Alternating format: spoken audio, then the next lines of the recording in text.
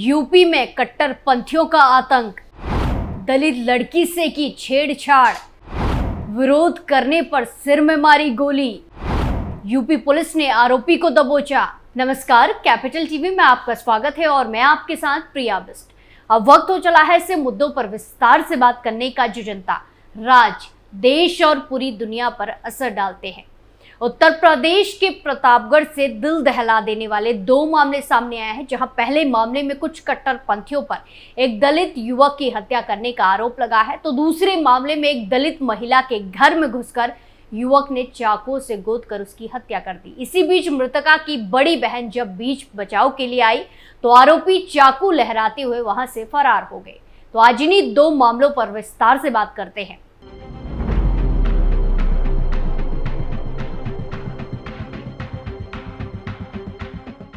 UP के प्रतापगढ़ में कट्टरपंथियों का आतंक बढ़ता ही जा रहा है, जहां एक साथ दो मामले सामने आए। एक में छेड़छाड़ का विरोध करने पर एक युवक को सिर में गोली मार दी गई, तो दूसरे में दलित युवती पर चाकू से ताबड़तोड़ वार किया गया है। चलिए दोनों मामलों को विस्तार से जानते हैं। पहला मामला प्रतापगढ़ जिले के थाना क्षेत्र अंतु का है, जहां उत्तर प्रदेश के प्रतापगढ़ जिले में एक दलित युवक की हत्या कर दी गई है। मृतक का नाम विकास है। वहीं हत्या का आरोप अशफाक, इकबाल, सलमान, रुस्तम और नूरजहां पर लगा है। बता दें कि गुरुवार 6 जून 2024 को विकास की लाश गांव के पास एक पुल के नीचे पड़ी मिली। उसके सिर में एक गोली मारी गई थी। एक दिन पहले 5 जून को अशफाक, इकबाल और सलमान ने विकास की बहन से छेड़खानी की थी। तब विकास ने इसका विरोध किया था। पुलिस ने अशफाक, इकबाल, सलमान और नूरजहां को गिरफ्तार कर लिया है। रुस्तम की तलाश में दबिश दी जा रही है, उसके लिए छापे मारे जा रहे हैं। आपको बता दें कि ये घटना प्रतापगढ़ जिले के थाना क्षेत्र अंतु की है। यहाँ दलित समुदाय से आने वाले कमलेश कुमार ने 6 जून गुरुवार को पुलिस में एक शिकायत दर्ज कराई। शिकायत में उन्होंने बताया कि 5 जून को उनकी बेटी शौच के लिए निकली थी। इसी दौरान अशफाक, इकबाल और सलमान ने लड़की को रोका और उसके साथ छेड़खानी करने लगे। लड़की ने विरोध किया तो तीनों आरोपी पीड़िता को जाति सूचक गालियां देने लगे, गाली गलौज करने लगे। तभी वह लड़की का भाई विकास पहुंच गया। विकास ने भी अपनी बहन के साथ छेड़खानी का विरोध किया तो अशफाक, इकबाल और सलमान ने उसे भी मार डालने की धमकी दी। शिकायतकर्ता के मुताबिक उसी दिन से उनका बेटा विकास लापता हो गया था। घर वालों ने काफी खोजबीन की पर कुछ नहीं पता चला। अगले दिन गांव वालों के माध्यम से कमलेश को बाईपास के पास पुल के नीचे एक लाश पड़ी होने का पता चला। कमलेश ने वहां जाकर देखा तो शव विकास का निकला। विकास के सिर में गोली मारी गई थी। विकास के पिता ने आरोप लगाया कि उनके बेटे की हत्या अशफाक, इकबाल, सलमान और रुस्तम ने मिलकर की है। पुलिस ने केस दर्ज करके जांच शुरू कर दिया है। इन सभी आरोपियों पर आईपीसी की धारा 302, 201, 34, 554 को और 506 के साथ SC एक्ट के विभिन्न सेक्शनों में कार्रवाई की गई है। पुलिस ने दबिश देकर अशफाक, इकबाल और सलमान को गिरफ्तार कर लिया है। जांच के दौरान 22 साल की नूरजहां का नाम भी प्रकाश में आया। नूरजहां मुख्य आरोपी अशफाक की बहन है। वहीं इस केस का दूसरा पहलू भी सामने आया है, जो यह है कि 5 जून 2024 को नूरजहां की बहन अफसाना ने विकास के खिलाफ अपनी बहन से छेड़खानी और मना करने पर गोली मारने की FIR दर्ज कराई थी। आरोप था कि गोली नूरजहां को छू कर निकल गई थी। अब विकास हत्याकांड की जांच कर रही पुलिस को नूरजहां की भी संलिप्ति दिखी। इसके बाद नूरजहां की गिरफ्तारी अंतु इलाके की सेतापुर मस्जिद के पास से हुई। उधर इस केस में फरार चल रहे 5वें आरोपी रुस्तम की तलाश में पुलिस लगातार दबिश दे रही है। रानीगंज और मध्यता इलाके में उसके रिश्तेदारों के घरों को खंगाला गया, पर अभी तक वो नहीं पकड़ा गया है।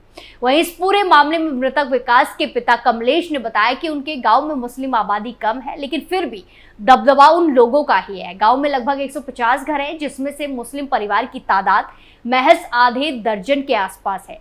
दावा किया गया कि पूरा परिवार आरोपियों की हरकतों से परेशान है। आरोपियों का मूल काम उन्होंने ड्राइवरी करके जीवन यापन करना बताया है। वहीं मृतक के परिजनों का भी ये मानना है कि नूरजहां ही पूरी घटना की कर्ता धर्ता है। उन्होंने खुद को यूपी पुलिस की कार्रवाई से संतुष्ट भी बताया है। वहीं आपकी जानकारी के लिए बता दें कि मृतक के पिता दिव्यांग है। उनके पैरों में समस्या है, जिसकी वजह से वो ठीक से चल नहीं पाते। विकास की उम्र लगभग 24 साल की है। वो फिलहाल कंप्यूटर कोर्स करके नौकरी की तलाश में था। विकास के चाचा ने आरोपियों में फरार चल रहे रुस्तम को सबसे बड़ा आरोपी बताया है। उन्होंने दावा किया कि रुस्तम इससे पहले भी आपराधिक मामलों में जेल काट कर आ चुका है। वहीं ये भी सामने आया है कि गांव में मुस्लिमों को बाहर से सपोर्ट मिलता आ रहा है। चलिए अब दूसरे मामले में विस्तार से बात करते हैं, ये भी आपको बताते हैं। दरअसल ये मामला कुछ यूं है कि चित्रकूट के रहने वाले नंदीराम प्रतापगढ़ के कोतवाली सिटी थाना क्षेत्र के अंतर्गत काशीराम कॉलोनी में अपने परिवार के साथ रह रहे थे। जिले में ही मेरठ निवासी कादिर रहता था। वो यहाँ एक होटल में काम करता था।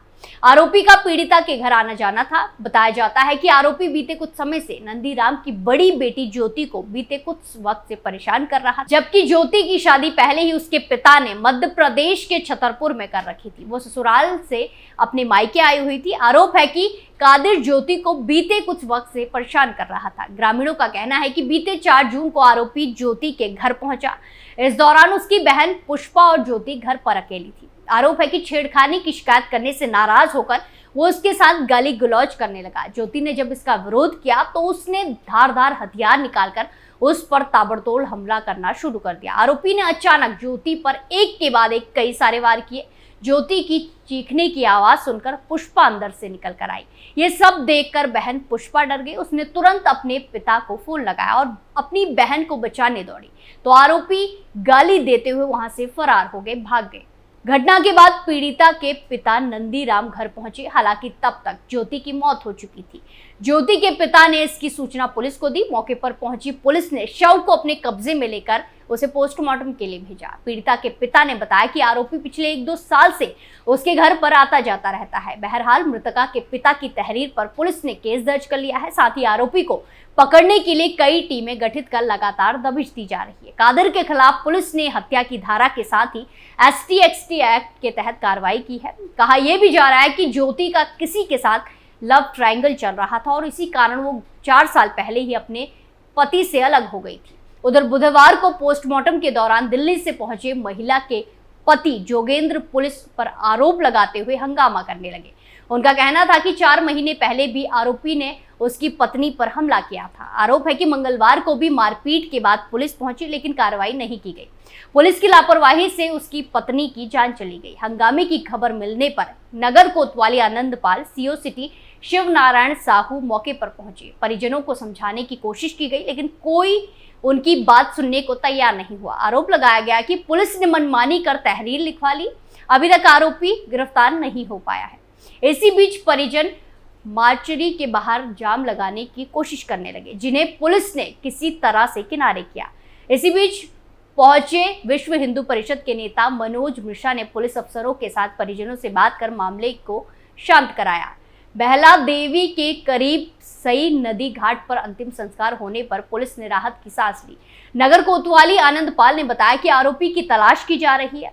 तो देखा आपने किस तरह एक जगह से ही कट्टरपंथियों की 2 करतूतें सामने आई हैं। लेकिन लोकसभा चुनाव खत्म होने के बाद योगी की पुलिस और ज्यादा एक्शन मोड में है। ऐसे लोगों का लगातार इलाज हो रहा है और जल्द हो रहा है। स्पेशल स्टोरी में आज के लिए इतना ही। फिर पेश होंगे नए मुद्दे के साथ। बाकी तमाम खबरों के लिए देखते रहिए कैपिटल TV उत्तर प्रदेश। नमस्कार।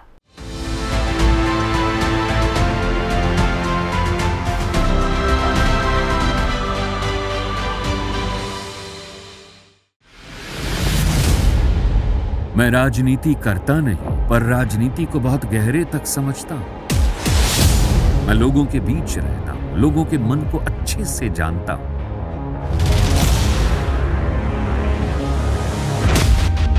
पब्लिक और पॉलिटिक्स की हर नब्ज को खूब पहचानता हूं। संघर्ष की सियासत से सत्ता के सिंहासन तक मैं हर खबर से खरा सच निकालता हूं। ना कोई दौड़, ना कोई race. Capital TV Uttar Pradesh.